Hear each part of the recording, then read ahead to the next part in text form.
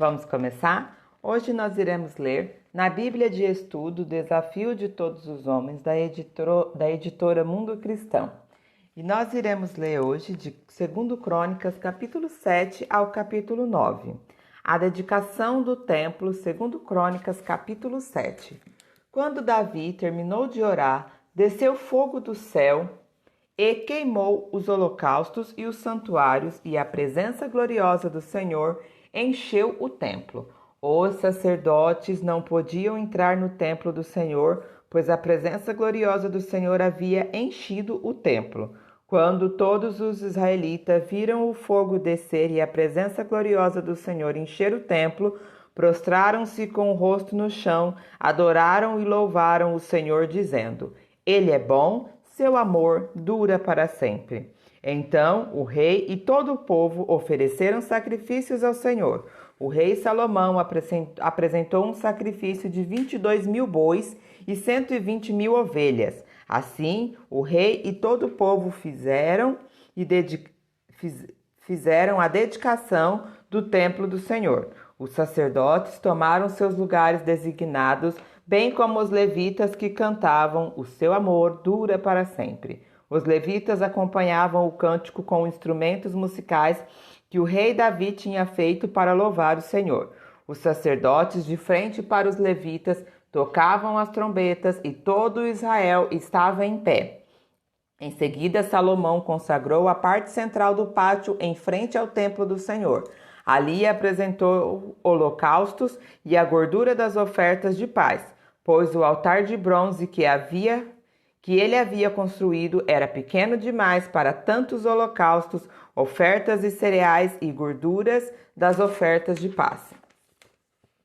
Durante os 7 dias seguintes, Salomão e todo Israel celebraram as festas das cabanas.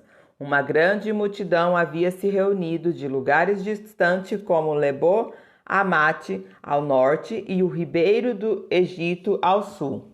No 8º dia foi realizada uma cerimônia de encerramento, pois haviam comemorado a dedicação do altar por 7 dias e a festa das cabanas por mais 7 dias. Terminada a festa, Salomão mandou o povo para casa. Foram embora alegres e exultantes, pois o Senhor tinha mostrado toda a sua bondade a Davi, a Salomão e ao seu povo Israel. A resposta do Senhor a Salomão. Salomão terminou o templo do Senhor e o palácio real.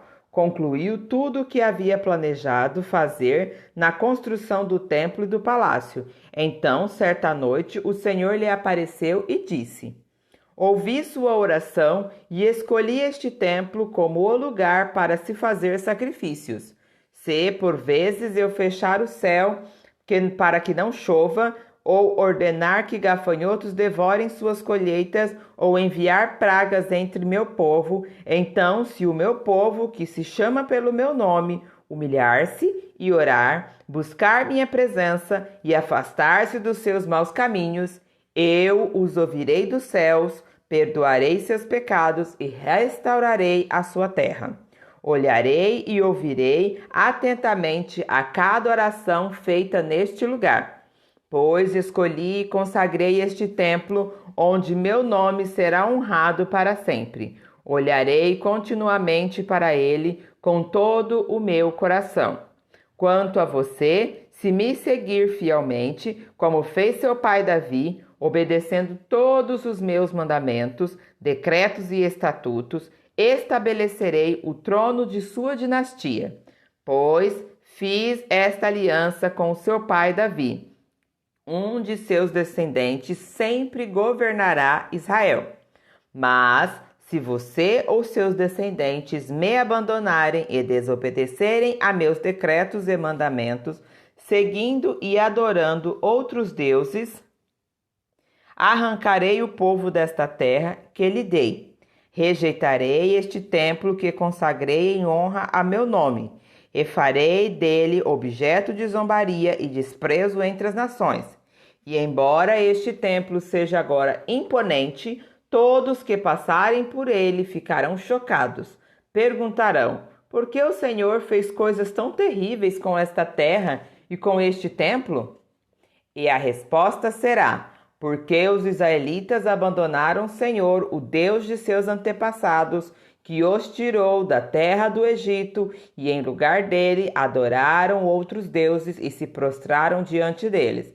Por isso ele trouxe sobre eles todas estas calamidades. Segundo Crônicas, capítulo 8, as muitas realizações de Salomão. Salomão levou 20 anos para construir o templo do Senhor e o palácio real. Depois desse tempo, voltou sua atenção para a reconstrução das cidades que o rei Hirão lhe tinha dado e nelas estabeleceu israelitas. Salomão também lutou contra a cidade de Amate-Zobá e a conquistou. Reconstruiu Tabimor no deserto e reconstruiu na região de Amate cidades para servirem como centros de armazenamentos.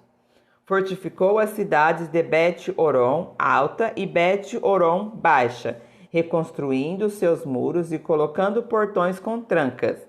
Também reconstruiu Baalate e outros centros de armazenamento e construiu cidade para seus carros de guerras e cavalos. Construiu tudo o que desejou em Jerusalém, no Líbano e em todo o reino. Ainda havia na terra habitantes que não eram israelitas, hititas, amoreus, ferzeus, heveus e jebuseus. Eram descendentes das nações que os israelitas não haviam destruído completamente. Salomão os recrutou para trabalhos forçados e nesta condição que trabalham até hoje. Mas Salomão não recrutou nenhum israelita para trabalhos forçados. Eles os serviram como soldados, oficiais dos exércitos, comandantes de carros de guerras e cavaleiros. Nomeou 250 oficiais que supervisionaram os trabalhadores. Salomão transferiu a residência de sua esposa, a filha do faraó, da cidade de Davi para o novo palácio que ele havia construído para ela. Disse: minha esposa não deve morar no palácio de Davi, rei de Israel, pois a arca do Senhor esteve ali e é lugar sagrado. Depois, Salomão ofereceu holocaustos ao Senhor sobre o altar que havia construído para ele diante da sala de entrada do templo. Conforme Moisés havia ordenado, oferecia sacrifícios aos sábados, nas festas de lua nova e nas 3 festas anuais, a Páscoa, a festa da colheita e a festa das cabanas. Segundo as instruções de seu pai Davi, designou os turnos dos sacerdotes, também encarregou os levitas de dirigirem o louvor e ajudarem os sacerdotes em suas responsabilidades diárias. Designou por divisões os guardas das portas de acordo com as ordens de Davi, homem de Deus. Todas as ordens de Davi com respeito aos sacerdotes, aos levitas e aos tesouros foram cumpridas à risca. Salomão certificou-se de que fosse realizado todo o trabalho relacionado à construção do templo do Senhor, desde o dia em que foram lançados os alicerces até as conclusões das obras. Por fim, Salomão foi a Ezion-Geber e a Elate, portos às margens do Mar Vermelho, na terra de Edom. Hiram lhe enviou embarcações comandadas por seus próprios oficiais, com uma tripulação de marinheiros experientes.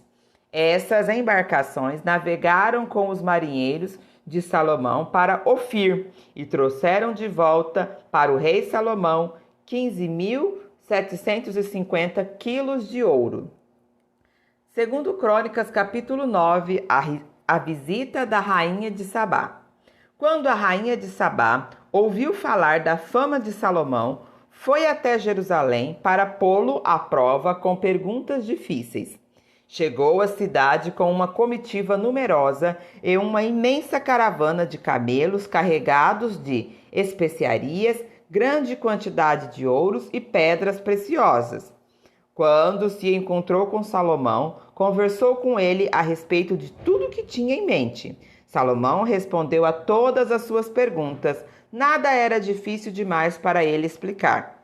Quando a rainha de Sabá percebeu quanto Salomão era sábio e viu o palácio que ele havia construído, a comida que era servida às mesas do rei, os alojamentos e as organizações de seus oficiais e servos, os trajes esplêndidos que vestiam, os copeiros da corte e suas roupas, e os holocaustos que Salomão oferecia no templo do Senhor, ficou muito admirada. Depois disse ela ao rei: é verdade tudo que ouvias em meu país a respeito de suas realizações e de sua sabedoria. Não acreditava no que diziam até que cheguei aqui e vi com os meus próprios olhos. Aliás, não tinham me contado nem a metade a respeito de sua grande sabedoria. Vai muito além do que ouvi. Como deve ser feliz o seu povo? Que privilégio para os seus oficiais estarem em sua presença todos os dias, ouvindo sua sabedoria. Louvado seja o Senhor, o seu Deus, que se agradou de você e o fez rei para governar para ele. Por causa do amor de Deus por Israel e porque ele deseja estabelecer para sempre este reino, ele o fez rei para governar com justiça e retidão. Então, ela presenteou o rei com 4.200 quilos de ouro, especiarias com grande quantidades e pedras preciosas. Nunca houve especiarias tão finas como as que a rainha de Sabá deu ao rei Salomão. Além disso, os marinheiros de Irão e de Salomão trouxeram ouro de Ofir, madeiras de sândalo e pedras preciosas. O rei usou a madeira de sândalo para fazer os degraus das escadas do templo e do palácio real, e também liras e harpas para os músicos. Nunca se tinham visto coisas tão belas em Judá. O rei Salomão deu à rainha de Sabá tudo o que ela pediu, muito mais que os presentes que ela havia trazido. Então, ela e a sua comitiva regressaram para a sua terra. A riqueza e o esplendor de Salomão. A cada ano, Salomão recebia 23.300 quilos de ouro, sem contar a renda adicional proveniente dos mercadores e comerciantes. Todos os reis da Arábia e os governadores das províncias também lhe traziam ouro e prata. O rei Salomão fez 200 escudos grandes de ouro batido, cada um pesando 7,2 quilos.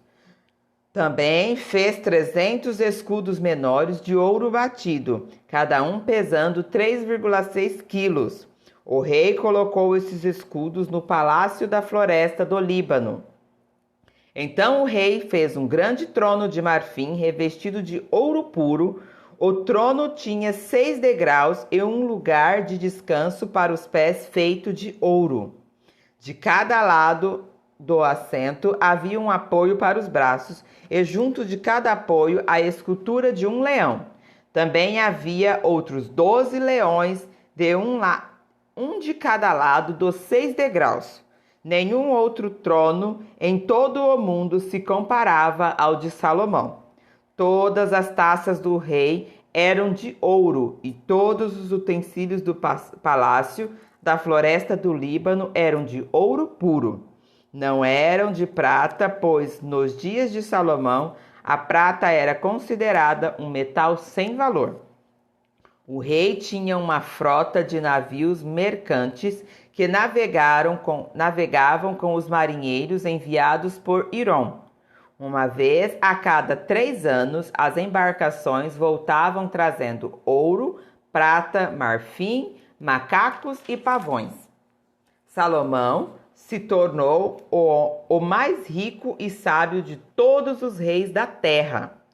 Reis de todas as nações vinham consultá-lo e ouvir a sabedoria que Deus lhe tinha dado.